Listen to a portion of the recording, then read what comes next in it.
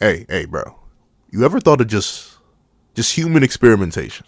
Like the whole shebang. Like, you know that thing that is 100 million billion trillion% illegal on an international scale? What are we doing right now?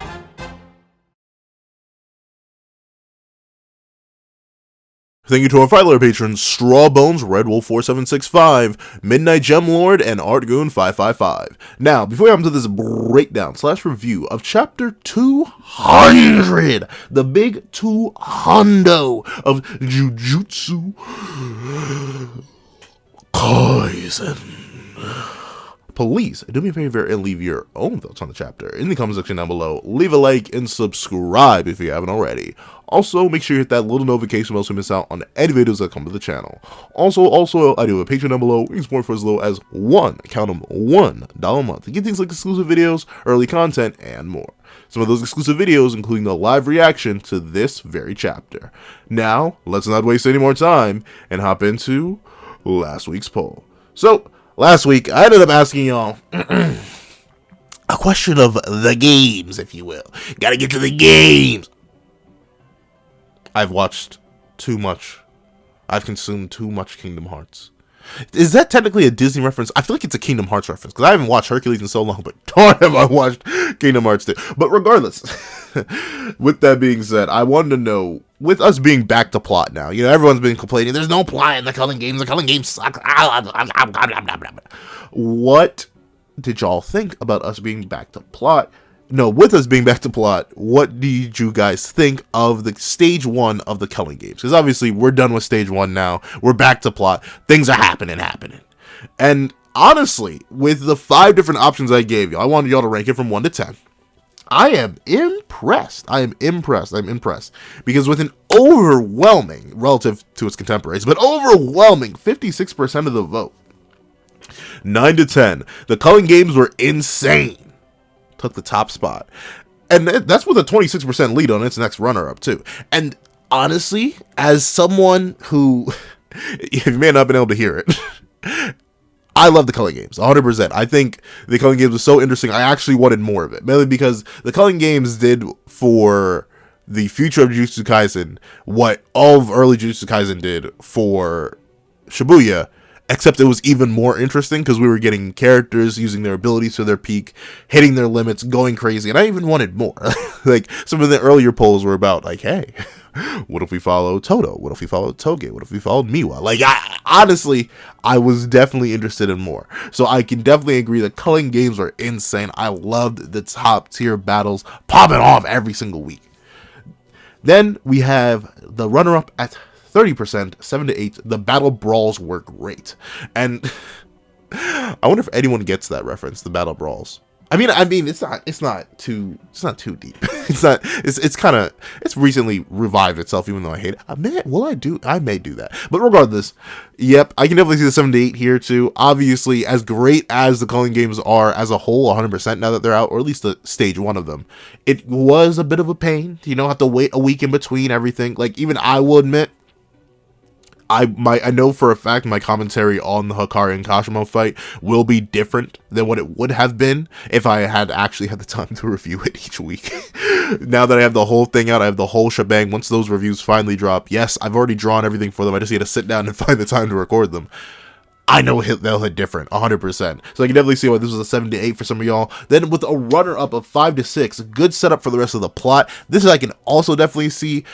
A lot of people just don't necessarily get into just fights for the sake of fights, and while admittedly there was more to it for the Culling games fights, in my opinion, I can definitely see how one would just view this as fights for the sake of fights that just end up setting up a greater plot. So I can definitely see the 5 to 6 here, all 9% of y'all. That's great. For 3 to 4, kind of mediocre battles for a mediocre plot. 3% of y'all, I mean, I guess. Me personally, I can't necessarily see this angle. I don't think the plot of Jujutsu Kaisen is mediocre. And I don't think the battles of Jujutsu Kaisen are mediocre. You want to see some mediocre battles? Go read Dragon Ball Super. Or Boruto. But no, I respect y'all guys' opinion. Like, sometimes you just end up not caring for stuff like this. And I get that. Maybe you were definitely more into the kinder, slower paced stuff for Jujutsu Kaisen versus the high octane, insane in the membrane battles. Then 1 to 2, bad stage for bad fights for bad plot. 2% of y'all went with that. For the longest time, it was 0% of y'all. But 2% of y'all ended up going for that. I'm not even going to offer a justification for that. I mean, I respect your opinion, and I also respectfully disagree with it. However, thank you so much for participating in that poll. Make sure you get your input in on tomorrow's poll, dropping at 12 p.m. to make your input, to make sure your input is included for next week's review. Now, let's hop into chapter 200. What's up, guys? I'm the Pencil here, and here we are to do a breakdown and review of chapter 200 of Jujutsu Kaisen, which is known as Direct Talks Part 1. And gosh darn it, Part 1, are we back to this? Gege, you had one unique chapter name, you just gave up.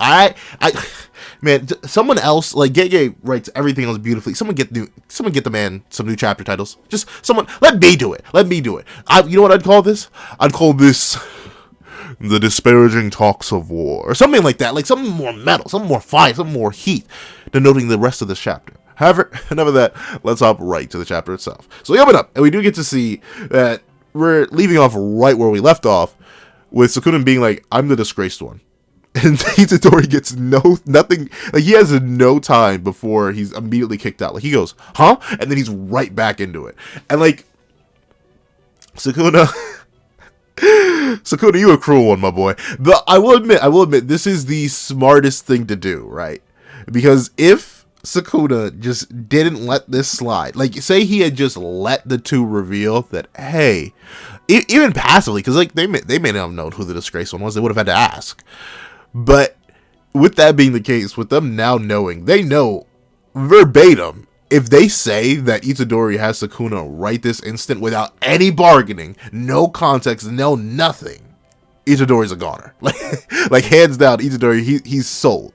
Bro is gone. Because we know, according to Angel themselves after last chapter, they're 100% like, hey, nice to meet y'all. I can't necessarily promise that I can save the people that I'm going to use my curse technique on in order to extinguish all reincarnated players. You know, they may just end up perishing. A painful, slow, and agonizing leaving of this world. But, you know, don't worry about that. So where's the disgraced one? And you guys mind helping me take them out?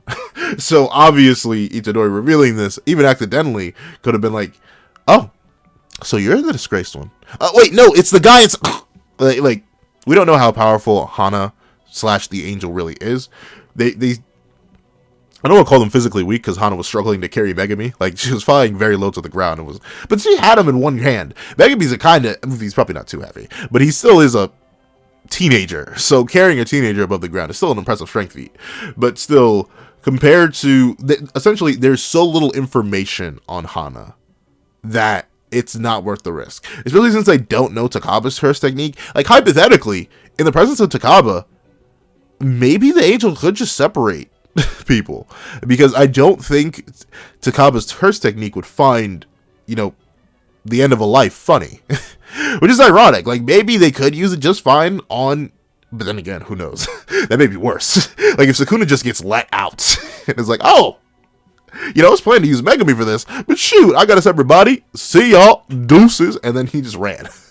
So it may be a good thing that Takaba, I don't know, there's so many different variables here now. Like, this is such a nice, complicated situation that I'm excited to see where they go with it. However, since we are back in the real world with everyone else there, Megami asks, like, Itadori, you good, bro? You look a little zoned out.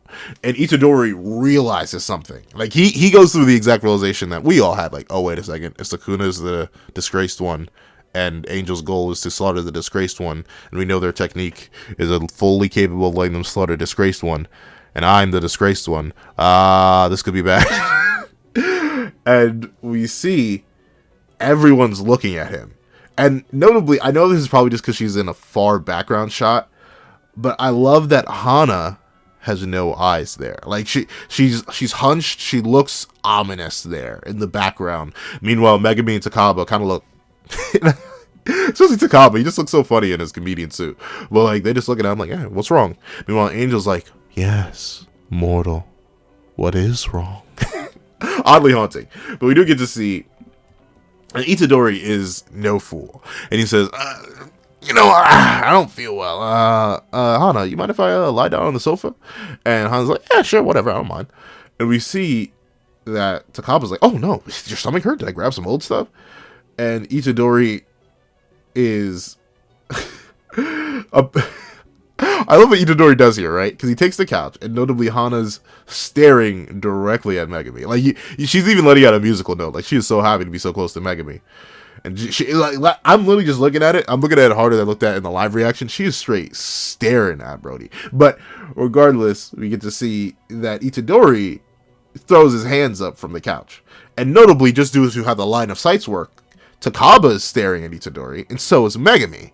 But Hana isn't. She's locked on Megami. And we see Itadori throws his hands up, and then he sort of like... It's weird. It looks like he's flapping his arms, but this is meant to signify... See, that's the thing. The Disgraced One doesn't work in this context. I mean, I guess it does, but the reason the Fallen works so well here is because what Itadori is implying with his hands going down is that someone fell. Like straight up, they went down, which would make sense with the name Fallen more than Disgraced One. But, of course, based on the recent context of the conversation, he points at himself and is like, yo, me inside, and then he puts his hair up, and I love how that detail of all details is what really, well, it doesn't necessarily immediately click with Megami, but I love how that little minor detail, the fact that every time Sukuna has appeared, he either slicks his hair up or puts his hair back or it naturally goes up.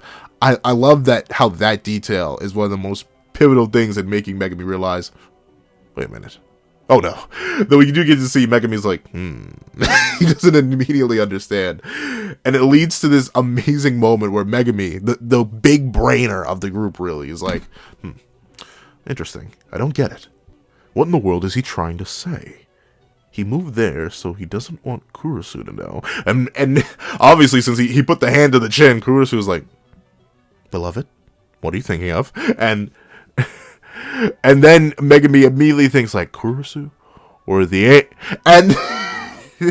love the look of revelation. Like his eye snaps open and we see his face and he looks at Itadori and we see Itadori he slicks the hair back once again and nods. And he just realizes, oh no. Megami, you just had to jinx it, bro.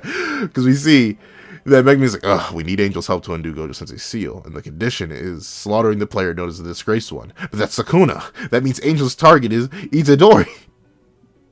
And with that, Megami's like, no, wait, this sucks, because now we need Itadori. We hit another snag, because we've hit Itadori. We have the Disgraced One. We have what the Angel wants. But because Itadori technically is the Disgraced One through that whole consumption contract, now we're stuck. Because we can't get rid of Itadori we can't get rid of Sukuna, the Disgraced One, without getting rid of Itadori. But if we get rid of Itadori, that sucks. So I love the whole idea here. And we get to see that as Megami's focusing on the idea that Itadori sacrificing himself may be an issue, Itadori's like, wait a second. Why did Sukuna tell me to keep quiet? The Angel must have the ability to slaughter Sukuna without any hope of return. And I'm assuming that's once again through the ability of theirs to cancel out all curse techniques.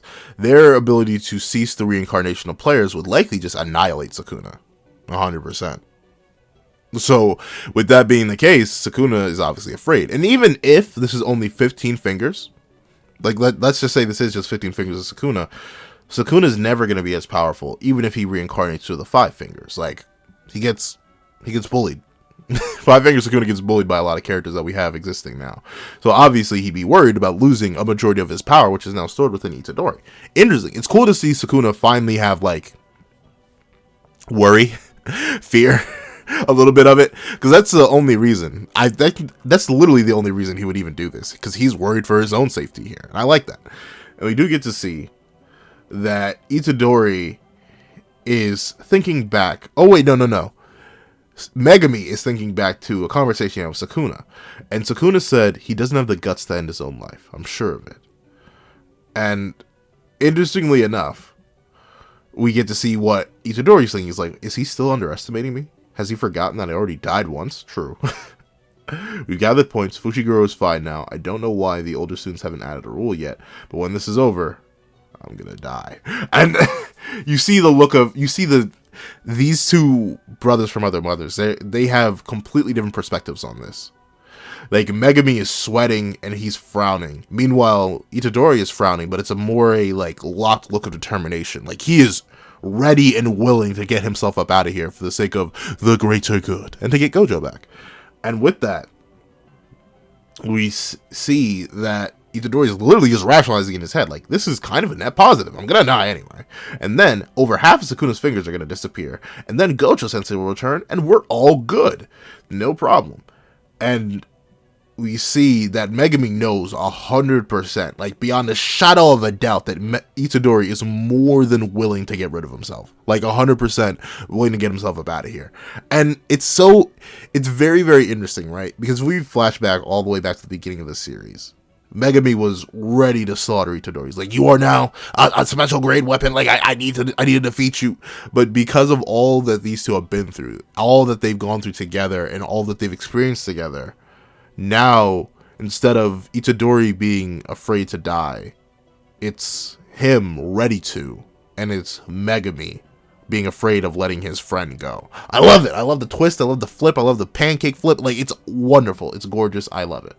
However, we do get to see that the angel is a little bit more crafty and information heavy than they thought, which does make me wonder how potent this is, because what they do here is kind of a next level strat, and it makes me wonder how much do they know, mainly because they say, how odd, and they say it from Hana's hand, and they explain that a large number of people are entering the colony, and notably this is just the colony alone, not the Culling games as a whole, just this colony, and there are 13, I do believe.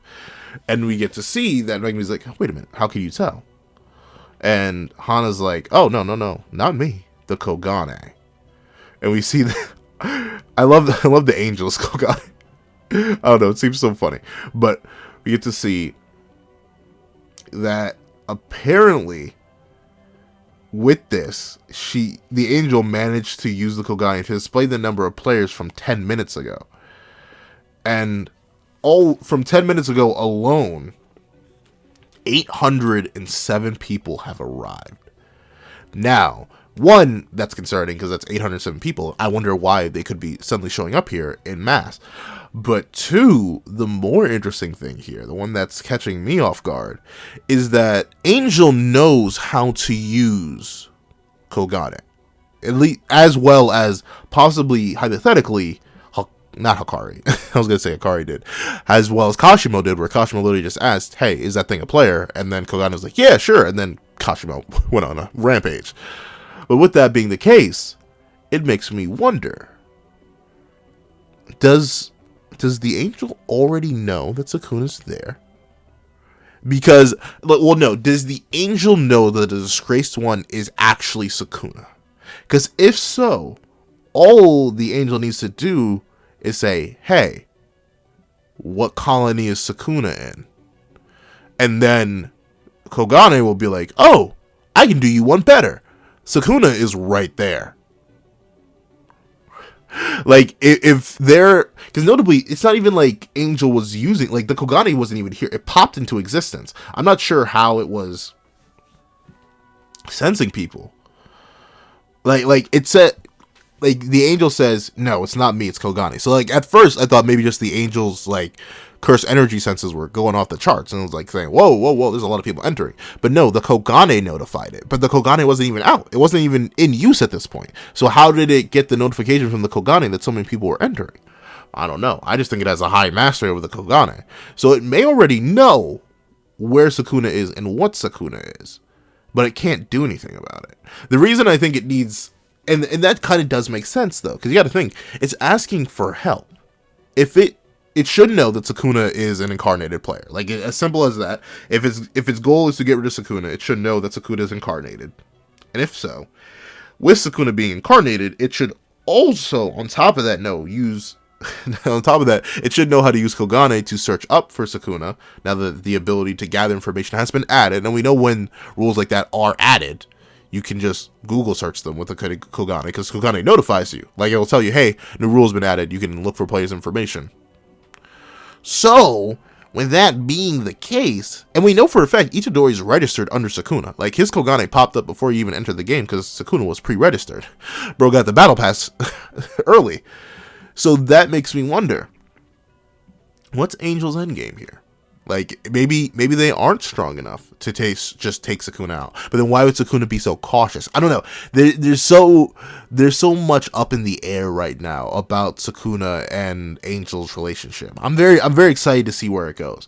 But obviously, at this moment in time, we have another pressing issue: the fact that so many people are just entering the Culling games, and we cut back what? October is the 10th month of the year, 8 months ago, back to February 2018, and we see that someone is explaining something. Hold on, let me put on the best voice I can muster. Filthy monkeys. The stress from negative emotion produces a cursed energy that is always leaking out, even if only in small amounts, from Japanese people.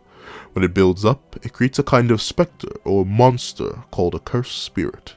Individuals who control that energy and demonstrate what you call supernatural abilities are sorcerers.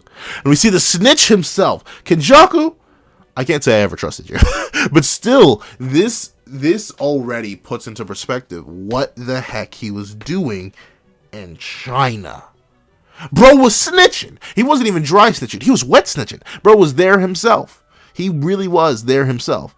And with this being the case, like, I don't know, like, how do you explain this and then immediately not get captured yourself? Like, obviously they can tell you're a sorcerer, right? Like, how else would you know all this? If you're here dry snitching, you probably have cursed energy. You probably can do all this. Why don't we just take you and then get the rest of your people? Like, maybe he threatened them somehow. I don't know, because obviously he's been doing this for a minute now. Because we see he's just explaining, in particular, this time is the U.S. government, what sorcerers are, and he goes on to say, these phenomena are mostly only observable by the Japanese population, but there are exceptions. Cursed spirits are usually invisible to the naked eye. Players, take these. Thank you. They exist on wavelengths of visible light, but the brain cannot recognize them, and cameras cannot capture them. They are forms of a second light. So interesting. Curses are almost hard light constructs. All my Steven Universe fans out there. But, like, interesting. So they exist, but it's weird. It's like multiple things. Like, they exist on a different light frequency. Like, kind of like infrared and X-ray vision, like stuff like that. Like, those are different frequencies that some animals, some creatures can see, but we just can't. So sorcerers are kind of like that. They're like different, a kind of pseudo different species where they're able to perceive curses. And we see that Uraume is going around and handing out these glasses, and we see a guy asks, why the glasses? And Uraume answers like, oh, sorcerers have turned them into cursed tools. And once again, ever playing up the idea of Uraume being a trap, I'm just gonna assume they're a trap. We see that the guy thinks, oh wow, Uraume, she kinda bad, you know what I'm saying? No, I can show her my. Let me not. I was about to make a horrible joke. Let me not. But let's see. We see that Kenjaku explains they function as kind of a screen. They will allow you to see cursed spirits and other manifestations of cursed energy. And the president asks, such as? And Kenjaku explains, cursed spirits aren't the only things non-sorcerers fail to see. It's also difficult to see the phenomena that sorcerers cause. Which is interesting. We know that veils are kind of put up in order to defend something, but I'm guessing, so I guess the main purpose of a veil is to, one, act as a barrier, and two, act as sort of a shield from non-sorcerers, because remember, sorcerers can still see the results of phenomena, just not the phenomena themselves. So hypothetically, in the Riko Orimoto incident when she first spawned in that school. When the school exploded, like when the building tore apart because of the gigantic cursed spirit, that would have been seen, however, it would just been the building exploding. Like, they wouldn't have been able to perceive the spirit. So these glasses are allowing them to now see the spirits and the phenomena that they cause. And we see that Kenjaku, with a raise of his finger, activates cursed spirit manipulation. And when everyone with their glasses on see all the curses come out. And notably, Kenjaku was already a very interesting mystery. It was already an enigma to me, if you were to ask me. However, I wonder what connections he has that have gotten him into this meeting. Like, how did he get into the meeting with those people from China? Like, there's so many different questions. How did he do this? Is there a cursed spirit ability that he has that allows him to sort of passively persuade people into doing stuff like this? Like, how did he get these connections? I get it. He's been around for a very, very, very, very, very, very, very long time. But I don't know. You ask me, it's kind of difficult to get an audience with the president of all people. But Kenjaku somehow managed to do it. I don't know. Kenjaku is such a ever-evolving mystery. Like, it's cool to find out what he's been doing, but this still doesn't explain anything. There's still so much mystery behind him, and I love it. However, like, with this being the case, like, are they really comfortable with him just doing this? Like, obviously he did this. Like, he has the magical glasses that allow you to see these things, and they just appeared here. So, I don't know how they'd be cool with this. And we get to see that the woman with the president responds like, "Oh, I just 100% Yo, can I? No, we're separating it. If you get what I just got, you get it. But we aren't going to say what it is. But we see the woman is like, whoa, what is this? Is this some kind of trick? VR? And we see that the president is like, oh, VR makes me nauseous. However, someone who looks extremely calm is Cyrus. Cyrus is someone else. And he says, we've already confirmed this. Calm down, Mr. President. And we see the president struggles and fears to put the glasses back on. And when he does, he can see them again. The little beasts, the little curses that roam around. And we see that Cyrus Vale, the United Secretary for the U.S. Office of Energy and Environment, says this is a vein of gold. If we do not seize it, we'll fall behind. And instantaneously, as Cyrus makes such a claim, the cockroaches freeze over. Or I guess, I'm not sure if I think they're like millipedes or centipedes or whatever. They immediately freeze over and shatter because of Urume. However, once again, they seem not to notice that, which, interesting. And Urume is like, oh, we mean no harm. Please take your seats. And the president and what I'm assuming is the vice president sit down. And we see that Kenjaku goes back to his explanation. As I mentioned, cursed spirits and cursed techniques do not appear on the camera or to the naked eye.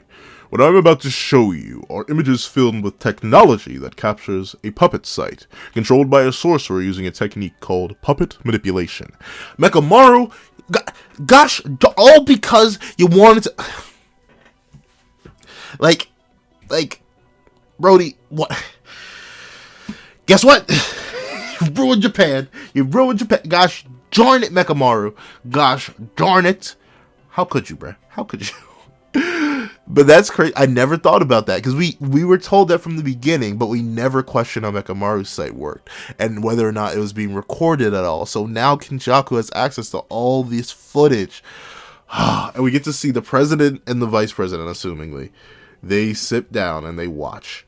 And they see everything. And notably, some of these shots are definitely more eyebrow raising.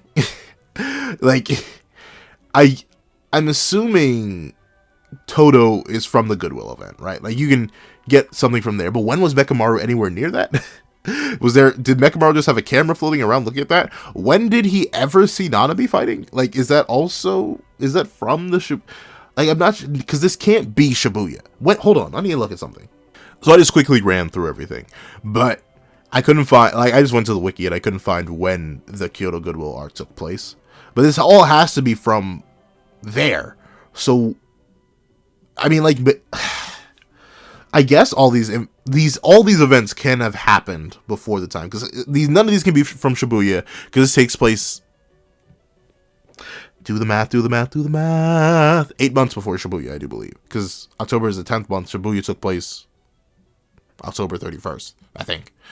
So, with that being the case, I wonder where Mekamaru got all these close-up shots from. Obviously, it's probably just for our perspective, but still, interesting.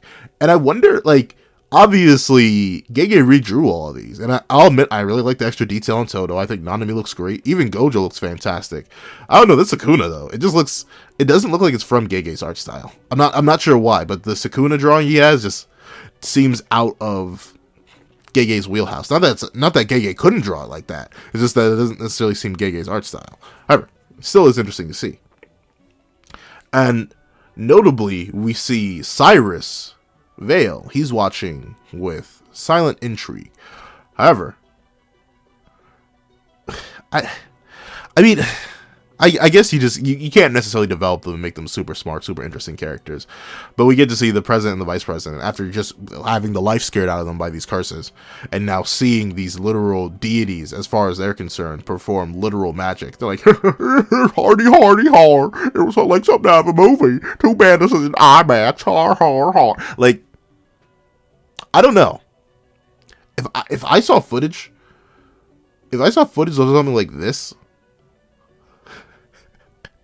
I'm not sure. Like, I would be sitting back and be terrified. Like, right now, I don't know. If you were to show me something like this and then have proof of it, right? Like, literally give me glasses and I'm able to see and interact with these things, and then tell me that there's a group of humans on the planet with the capability to do things like this to insane degrees and insane magnitudes, I would be like, okay, what? Especially if I'm in this position, like, what are the possibilities of them weaponizing this against other humans? What is the dangers of this? What happens if it leaves Japan? Like there are questions that are going to start revolving. I'm not going to be saying, too bad it isn't IMAX. But at least we have one serious person here. Though, admittedly, they're serious in a way darker degree. Like, I'm much more worried about how am I going to defend my nation from this, and less how am I going to make money off of this. However, we do get to see Cyrus is like, hey, do you understand, Mr. President? And the president's like, understand what? And we see that Cyrus explains that cursed energy is energy. Fossil fuels such as petroleum and natural gas, renewable energy such as solar, wind, and geothermal power, to replace them all as the cleanest energy in history. And I don't think so. Like, it's an interesting prospect. Because, like, I'm not exactly sure. How would you funnel that? Like, I'm not, like, you can make a circuit board with electricity and stuff like that. Fossil fuels, you can burn them to get the energy. But, like, how are you going to fuel device? Let me think. I mean, I guess it works, because puppet manipulation is just the creation of robots. So I guess you could hypothetically use cursed energy to fuel it. So I don't know. It's interesting, though.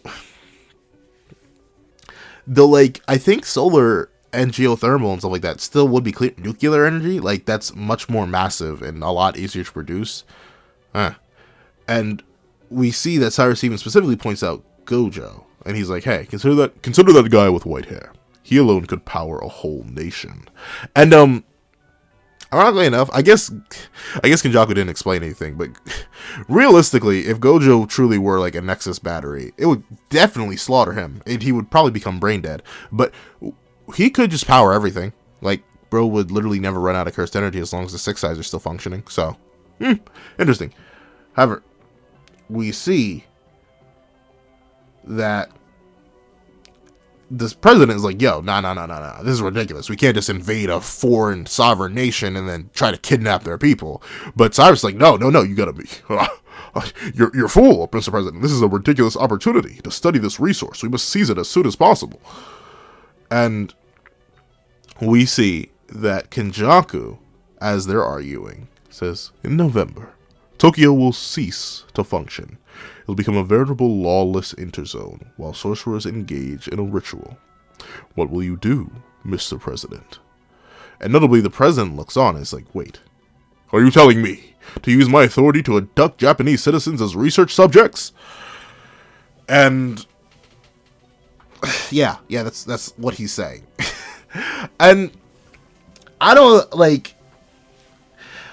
know what Kenjaku... okay, I'm just kidding. I do have an idea of what Kenjaku is going for here. And the idea here is, right, we know that Kenjaku's plan involves the evolution of cursed energy, a surplus of it. And we also know that cursed energy is mainly a Japan-locked phenomena. There may be cases of it elsewhere, like there's the case with Miguel in Africa. But still, it's not as prevalent as it could be. And we also know that Kenjaku's plan is to use idle transfiguration and take control of Tengen. And we know Tengen has his barriers set up all over Japan, which allows for the optimization of cursed energy. So, by getting all these different nations to essentially bring hundreds, if not thousands, of their subjects to these different colonies, having them all invade and join the Culling games at the same time, barriers which are under Kenjaku's control to some sort of degree, what Kenjaku hypothetically could do to rapidly evolve cursed energy is the moment that all the nations have properly invaded Japan, every last one of them, he can then use Tengen with his cursed barrier, which is activating and amplifying all this cursed energy, to, on a literal global scale, infect all these people with cursed energy and alter their souls so that they're all subservient to him, or just they all have cursed energy. And with that being the case, once they go back, they're going to infect everything with cursed energy. The world is going to explode with curses and mayhem and destruction. But I don't know what Kenjaku would want after that. I can see why he would want that, why he would want the extra people there, because then he can infect them all. But I don't know why he would want that. His main goal is still a mystery to me. I hope it isn't just world domination. I hope it may just be for the morbid curiosity of it all, which I wouldn't mind. But interesting. This is a very, very good chapter. 10 out of 10 chapter, mainly for what it does. It really firmly establishes our 50-50 here, our trade-off here, where Itadori is going to have to deal with, or Megami and Itadori have to deal with the idea that they need to sacrifice Itadori or not sacrifice Itadori in order to get Angel's help. I'll make a separate video talking about a way they could avoid this. But on top of that, we get to see what Kenjaku was planning with all the other nations, and it explains why there's so many people joining the Culling games. Very, very excited. I'm loving it. I'm liking it. Can't wait for the next chapter. However, that's what I think. Please tell me what you guys think in the comment section down below. Thank you so much for watching. Remember to like, share, comment, and subscribe. Make sure that little notification bell so you miss out on any videos that come to the channel. Also, I do a page down below. You can support for as low as $1 a month. Get these exclusive videos, early content, and more. Thank you so much for watching once again, and I hope you guys have a wonderful day. This is the Bag of the Pencil, writing off.